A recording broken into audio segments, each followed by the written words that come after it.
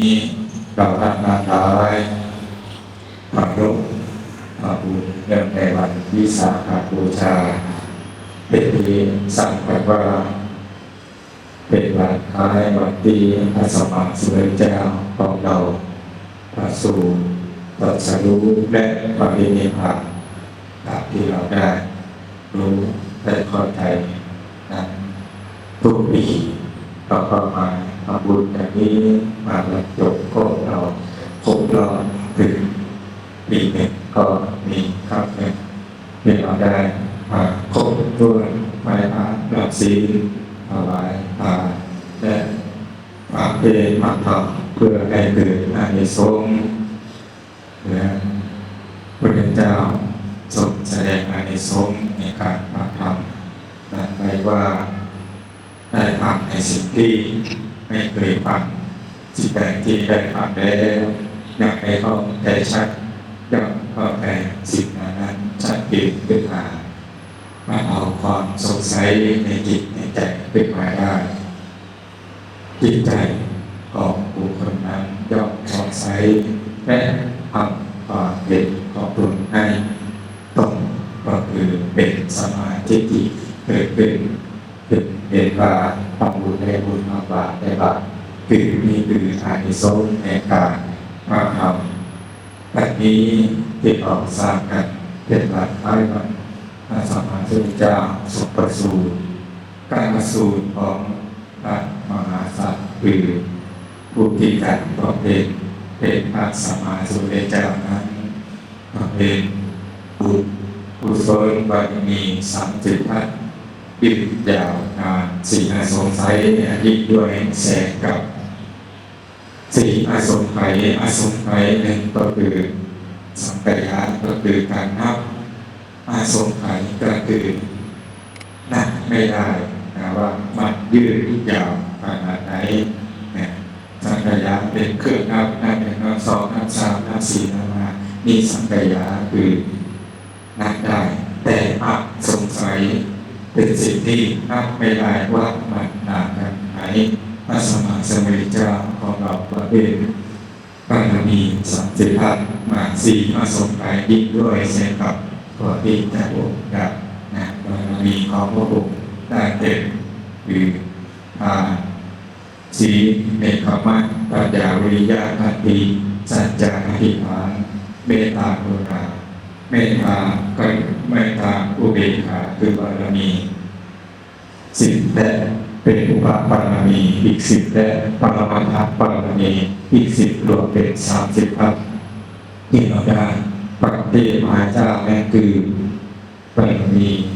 ตามสุดท้ายที่พระองค์เป็นพระเวสสันดรชาดกทุกสิ่งทุกอย่างที่สิ่งที่พระองค์มีทั้งทุกมีทุกอย่างเพื่อให้ได้บรรลุ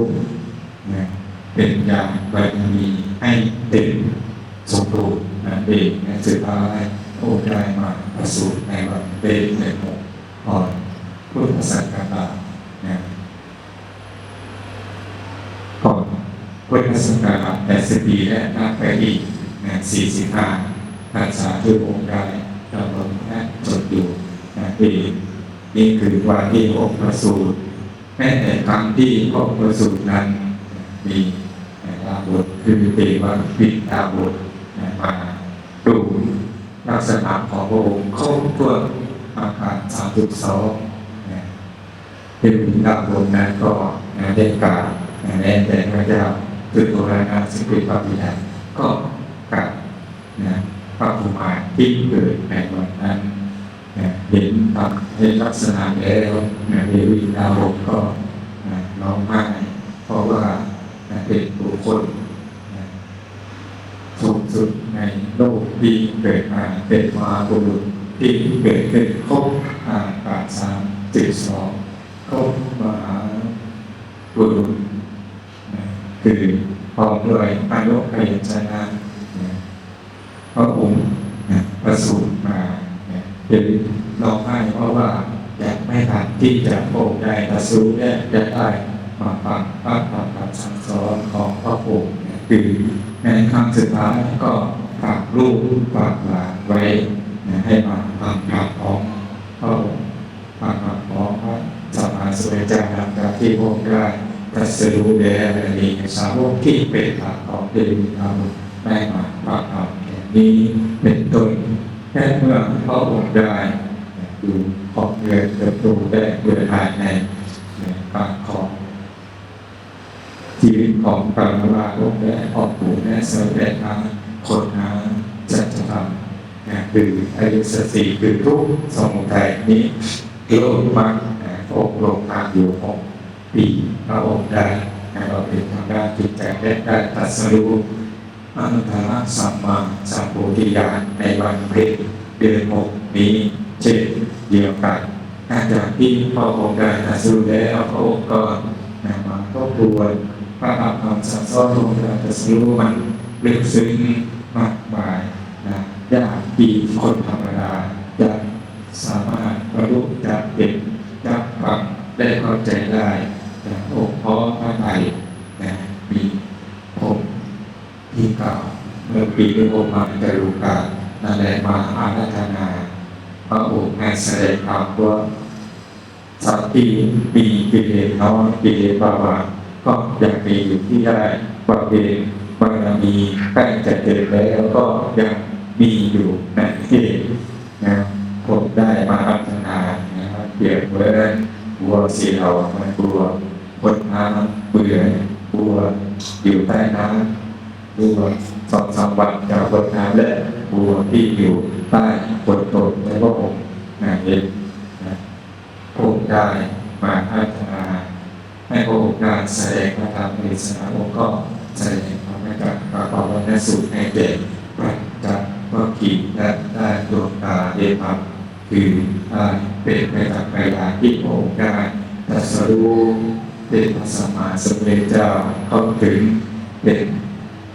พระสาวกเป็นอนุพุทธะคือผู้รู้ตามพระองค์ในแท้จริงจากที่พระองค์ได้ตั้งหลักปักพระศาสนาให้มั่นคงแสดงเทศนาสั่งสอนตลอดพระ45 พรรษาที่องค์ยังทรงและทรงอยู่และพระองค์ทรงไปสังฆาและพระนิพพานในวันเป็นเดือน6คือวันวิสาขบูชานี้คือเป็นสิ่งที่มหัศจรรย์ที่ไม่มีบุคคลใดสามารถที่จะพอการทำได้ในวันเดียวกันคือวันวิสาขคือวันที่พระองค์ได้ประสูติตรัสรู้และปรินิพพานมาถึงพวกเราที่ได้คือไปรับได้รับพระคำสั่งสอนและนำพระคำสั่งสอนมาประพฤติปฏิบัติตามพระอริยสงฆ์สาวกในพระอดีตไม่ได้ฟังคำว่าพุทโธแค่นั้นแหละเกิดปีติใจสงบแต่สงบเป็นสมาธิยอดเยี่ยมพระเจ้าพระมหากษัตริย์เป็นพระราชามากษัตริย์ของบ้านของเมืองก็ส่งข่าวสารส่งข่าวไปสืบสอบพระพุทธเจ้าเกิดขึ้นในโลกดื้อกันที่พระองค์ทรงไปก็พาต้นอามาไปแสดงหาพระพุทธเจ้าเกิดขึ้นในโลกแต่เมื่อถึงวันมีนาคมก็แล้วองค์ก็เสด็จไปพระสัมมาสัมพุทธเจ้าทรงเสด็จไปโปรดแล้วก็ที่นั่นเพราะด้วยพระองค์เองแม้แต่พ่อค้า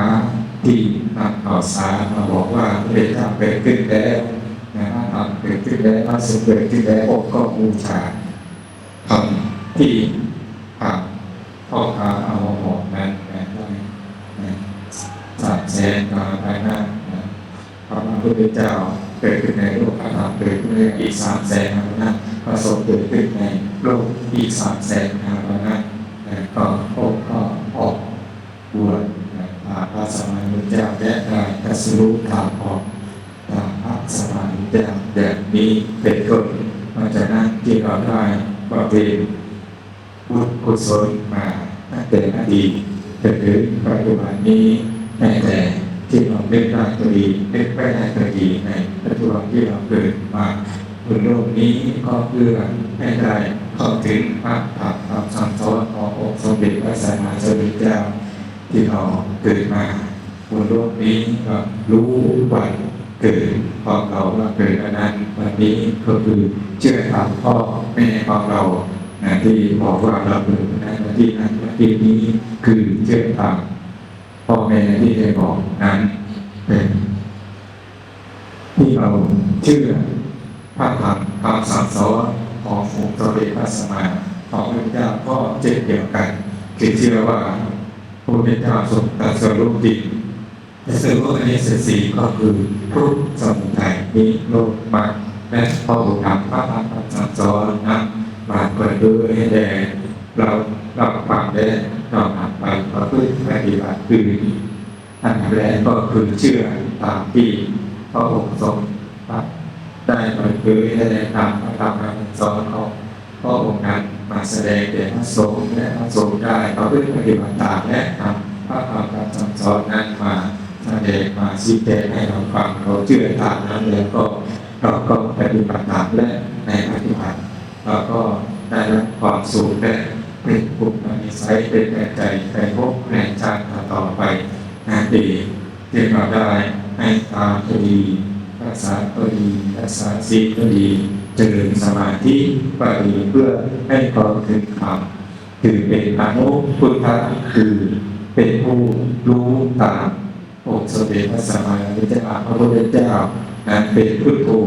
แปลว่าผู้รู้ผู้ตื่นผู้เบิกบานแต่เราเป็นอนุพุทธะเป็นผู้รู้ผู้ตื่นผู้เบิกบานตามพระธรรมคำสั่งสอนขององค์สมเด็จพระสัมมาสัมพุทธเจ้านั่นเอง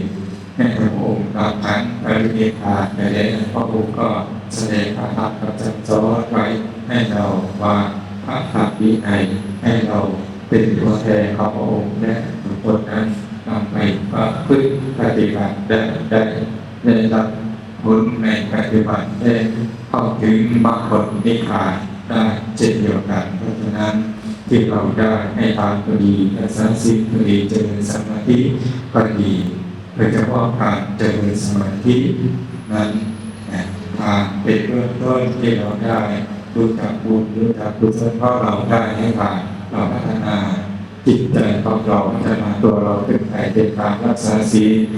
5 ศีล8ศีลอุโบสถศีล10ต่อไปอีกแต่สุดท้ายต่อมาเจริญสมาธิภาวนาเพื่อให้ได้เข้าถึงพระพุทธเจ้าคือเข้าถึงตัวพุทโธคือผู้รู้ผู้ตื่นผู้เบิกบานคือเป็นอนุพุทธะตรัสรู้ธรรมพระธรรมคำสั่งสอนขององค์สมเด็จพระสัมมาสัมพุทธเจ้านั่นเองก็คือการเจริญสมาธิภาวนานี้ก็คือเป็นบุญอันสูงสุดเป็นสิ่งที่เราสามารถประกอบการทำได้เราต้องพิสูจน์ว่าที่พระอริยสงฆ์สาวกหรือครูบาอาจารย์ท่านสั่งสอนว่าการเจริญสมาธิเป็นยังไงจิตใจสงบแล้วก็เป็นสมาธิเป็นยังไงเราต้องพิสูจน์ประกอบการทำเองเมื่อเราประกอบการทำแล้วถ้าถึงความจิตใจเป็นสมาธิเป็นอย่างนี้ไม่เองเมื่อจิตใจของเราสงบแล้วก็เป็นสมาธิแล้วทานก็ดีศีลก็ดีมันจะพอดีพอควรจะรู้เหตุรู้ผลจะรู้ในการให้บาตจะรู้ในการรักษาศีลและจะเป็นเครื่องเตือนใจของเราว่าสิ่งที่ไม่ดีเราจะละเสียสิ่งใดที่เป็นประโยชน์และสิ่งที่เรายังไม่ประกอบเรายังไม่รู้พระโพธิปักจะดีมันขอให้ประกอบการทำมากยิ่งขึ้นไปทันทีเพื่อให้ได้ความคือเพื่อจะให้ย่อภพชาติของเราให้เหลือน้อยลงไปให้เหลือจากพระโสดาบันก็มากที่สุดก็คือ7 ชาติพระเจดีย์พระธาอีกชาติหนึ่งพระอานาคามีได้กลับมาเกิดอีกและสุดท้ายเป็นพระอรหันต์คือหมดเยื่อใยยาหมดเชื้อที่จะพาเราไปเกิดในวัฏสงสารนี้คือเรามาขัดใจของเราให้ใสสะอาดให้รู้ใน ให้เป็นพุทโธอนุพุทโธคือเป็นอนุพุทธะคือรู้คือเบิกบานในจิตในใจของเราการเจริญสมาธิภาวนาหลวงปู่ของเรานะครับเคยสอนให้ว่ารู้เห็นตัวเป็นตัวเองหรืออย่างหรือเห็นพุทโธหรือเห็นดีหรืออย่างนะครับเพราะนั้นเราต้องพิสูจน์ว่าเราได้เห็นพุทโธคือตัวรู้ตัวบนบานผู้รู้ผู้ตื่นผู้บนบานหรืออย่างหรือเห็นตัวเราหรืออย่างก็คือตัวที่เรารู้สึกนึกคิดอยู่ข้างในนี่แหละเราเห็นตัวของเราหรืออย่างอันนี้คือฝากไว้หลวงปู่นะหลวงปู่เพื่อนของเราเคยสอนว่าการภาวนาก็คือให้มารู้ให้ก็ถึงตัวพุทโธที่อยู่ในจิตในใจของเราเมื่อเราเข้าถึงตรงนี้แล้วสิ่งอื่นการที่จะละปล่อยวางจะไม่กิเลสมันก็จะดำเนินไปตามมรรคคือทางของมันของมันก็คือที่เราได้เรียนรู้ก็คือมรรคแปดเพื่อสรุปก็คือศีลสมาธิปัญญาดำเนินไปตามมรรคของนั่นเองเพื่อเราเดินทางไปที่ในเสน่ห์เพื่อเราเดินทางโดยเท้าโดยจักรยานโดยมอเตอร์ไซค์โดยรถยนต์โดยเครื่องบินก็ถึงทางสามวันเช่นเดียวกันเราจะเดินทางคนทางที่พระสัมมาสัมพุทธเจ้าได้ทรงสาวกตั้งมาสั่งสอนเราเดินไปตามทางมรรคนั้นก็มาจะถึงได้สักวันหนึ่งก็คือเป็นพระเรียบุคคลเป็นพระโสดาบันพระสกทาคามีพระอนาคามีและพระธรรมคือการไม่กลับมาเวียนว่ายตายเกิดในวัฏสงสารนี้นั่นเองเพราะฉะนั้นวันวิสาขบูชาเป็นวันพระที่พระสัมมาสัมพุทธเจ้ามาสู่ตรัสรู้และปฏิบัติคือดับกิเลสโดยไม่มีเชื้อเพราะฉะนั้นมาถึงพวกเราก็จะเลยรอยทางวันเกิดเราเกิดมาบนโลกนี้เป็นมนุษย์มีร่างกายครบอวัยวะ32ในคนที่ตายในคนที่เสียขาเป็นบุญได้รับของเราแล้วที่ทำได้ให้ทำรักษาศีลเจริญสมาธิเราก็ทำดำเนินรอยทางไปเพื่อให้ได้แต่สรู้ก็คือ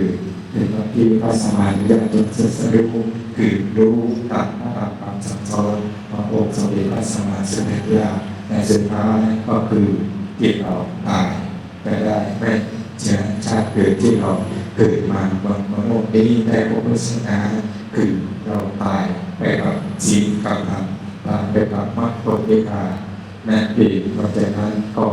ขอฝากธรรมะในวันวิสาขะในวันนี้ให้ระลึกถึงคุณของพระพุทธเจ้าคุณพระธรรมคุณพระสงฆ์คุณของพระสัมมาสัมพุทธเจ้าที่องค์กายทรงแสดงพระธรรมพระคำสอนให้เรารู้ติดในธรรมของพระองค์และเราเดินรอยทางในปัจจุบันเราก็มีความสุขในภพในชาติเราจะไปทำเราทำไปอยู่ในปัจจุบันไปอยู่ในทำงานและสุดท้ายคือประโยชน์สูงสุดคือมรรคผลนิพพานการแสดงพระธรรมเทศนามาพอสมควรแก่กาลเวลามีหวังก็มีด้วยอาการจะมีสา